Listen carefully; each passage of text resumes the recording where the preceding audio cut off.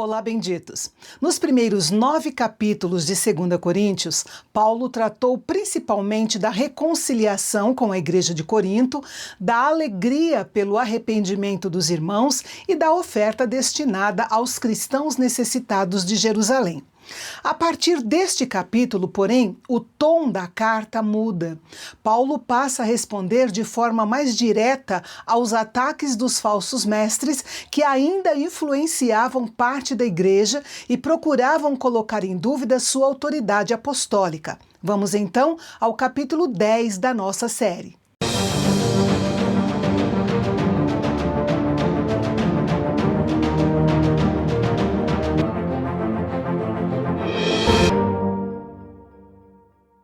Antes de entrarmos no texto, é importante lembrar que os falsos mestres mencionados neste capítulo atuavam dentro da própria igreja de Corinto. Eles conviviam com os irmãos e procuravam influenciar a congregação contra Paulo, questionando sua autoridade apostólica. Eles diziam que suas cartas eram duras, mas que pessoalmente ele era fraco, tímido e sem presença. Criticavam sua aparência, sua oratória e a sua capacidade de liderança. Em resposta, Paulo defende seu ministério com humildade, mostrando que sua autoridade vem de Cristo e não da sua aparência ou da sua eloquência. Paulo inicia esta nova sessão fazendo um apelo pela mansidão e bondade de Cristo. Isso chama a atenção porque ele poderia simplesmente invocar sua autoridade apostólica para repreender duramente aqueles que o criticavam. Em vez disso, ele escolhe começar lembrando o caráter de Jesus. Na Bíblia, mansidão não significa fraqueza, significa força sob controle. A pessoa mansa não é incapaz de reagir. Ela tem poder para fazê-lo, mas escolhe agir com sabedoria, humildade e domínio próprio. Jesus é o maior exemplo dessa atitude. Embora tivesse toda a autoridade e poder, não usou sua força para se promover ou humilhar os seus opositores. Pelo contrário, serviu, amou e entregou sua vida para salvar os pecadores. Paulo segue o mesmo caminho, demonstrando que sua postura não é movida pelo orgulho, mas pelo desejo de refletir o caráter de Cristo. Mesmo precisando confrontar o erro, ele procura fazê-lo com mansidão, deixando claro que firmeza e humildade podem caminhar juntas. Na sequência, encontramos uma das passagens mais conhecidas dessa carta. Porque, embora andemos na carne, não lutamos segundo a carne, porque as armas da nossa luta não são carnais, mas poderosas em Deus para destruir fortalezas. Destruímos raciocínios falaciosos. Paulo não está falando de uma guerra física, nem incentivando qualquer tipo de violência. A batalha do cristão é espiritual. As fortalezas mencionadas aqui não são construções materiais. O próprio texto explica o que elas representam. São argumentos, raciocínios, filosofias, orgulho e tudo que se levanta contra o conhecimento de Deus. Em outras palavras, são barreiras que impedem as pessoas de conhecer e obedecer à verdade. Por isso, as armas do cristão também são diferentes. Nossas armas são a palavra de Deus, a oração, a verdade anunciada com amor e uma vida que testemunha o evangelho de nosso Senhor Jesus Cristo. Desde os primeiros séculos da igreja, os cristãos compreenderam que o reino de Deus não avança pela força das armas, mas pela transformação dos corações. Enquanto o Império Romano conquistava territórios com espadas, Cristo conquistava vidas por meio do amor, da verdade e do poder do Espírito Santo.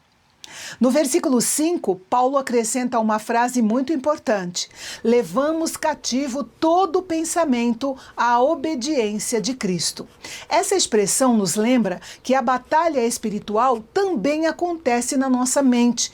Os pecados começam como pensamentos alimentados por muito tempo. Por isso, Paulo nos ensina a submeter nossos pensamentos ao senhorio de Cristo, pensando com discernimento e examinando tudo à luz da palavra de Deus. Nós vivemos em uma época em que somos constantemente influenciados por muitas informações das mais diversas fontes. Nem tudo o que ouvimos está de acordo com os princípios de Cristo. Por isso, precisamos buscar de Deus o discernimento espiritual para que os nossos pensamentos e as nossas atitudes reflitam o caráter de Cristo. Nos versículos 7 a 11, Paulo passa a responder às críticas dirigidas contra sua pessoa. Alguns diziam que as cartas dele eram severas e fortes, mas quando ele estava presente era fraco e sua palavra não tinha valor. Esses críticos esperavam um líder com aparência imponente, voz marcante e uma grande habilidade retórica. Na cultura greco-romana, essas qualidades é que eram muito valorizadas. Paulo não se encaixava nesse padrão. Em 1 Coríntios, ele mesmo afirma que não anunciou o evangelho com sabedoria humana nem com discursos persuasivos, para que a fé dos cristãos estivesse fundamentada no poder de Deus e não na habilidade do pregador.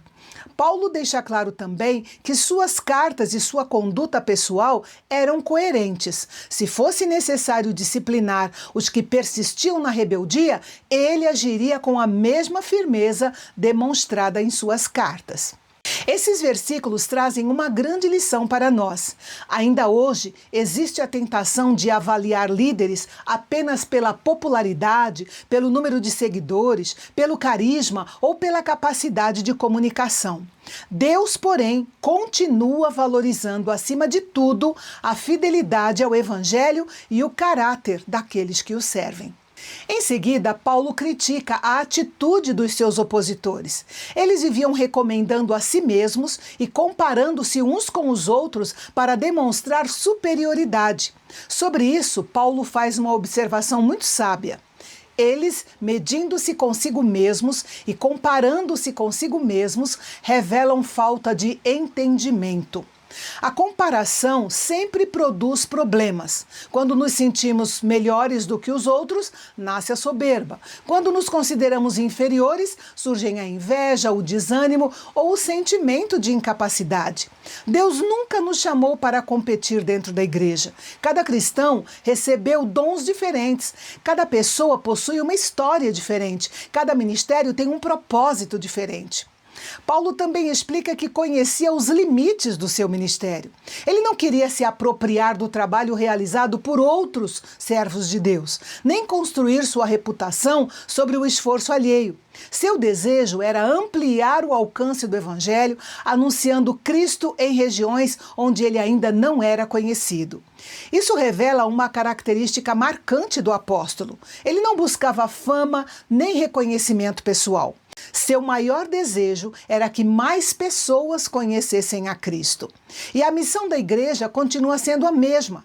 Ainda hoje existem milhões de pessoas que nunca ouviram claramente o Evangelho.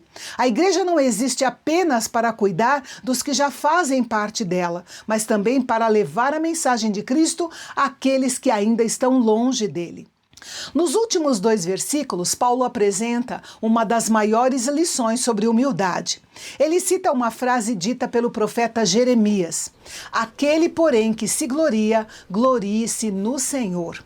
O verdadeiro motivo de alegria do cristão nunca deve ser sua inteligência, sua riqueza, sua posição social ou o sucesso. Toda glória pertence a Deus. E então Paulo conclui: porque não é aprovado quem recomenda a si mesmo, e sim aquele que o Senhor recomenda. Seguindo a cultura da época, os falsos mestres buscavam recomendações e elogios para fortalecer sua reputação. No entanto, para Paulo, a aprovação mais importante vinha do Senhor. Ainda hoje, em uma sociedade em que muitos medem seu valor pelo reconhecimento público, devemos priorizar a opinião do Senhor a nosso respeito. Certamente, ela vale infinitamente mais do que a opinião da multidão. Ao concluir este capítulo, aprendemos algumas verdades fundamentais. Primeiro, nossa batalha não é contra pessoas, mas sim contra aquilo que se opõe ao conhecimento de Deus. Segundo, as armas do cristão são espirituais. Deus nos fortalece por meio da sua palavra, da oração, da verdade do evangelho e da ação do seu Espírito em nossa vida. Terceiro, devemos levar nossos pensamentos à obediência de Cristo, buscando discernimento para rejeitar tudo que contradiz a verdade de Deus. Quarto, o verdadeiro valor de um servo de Deus não está na aparência, no carisma ou na popularidade, mas na fidelidade ao chamado que recebeu.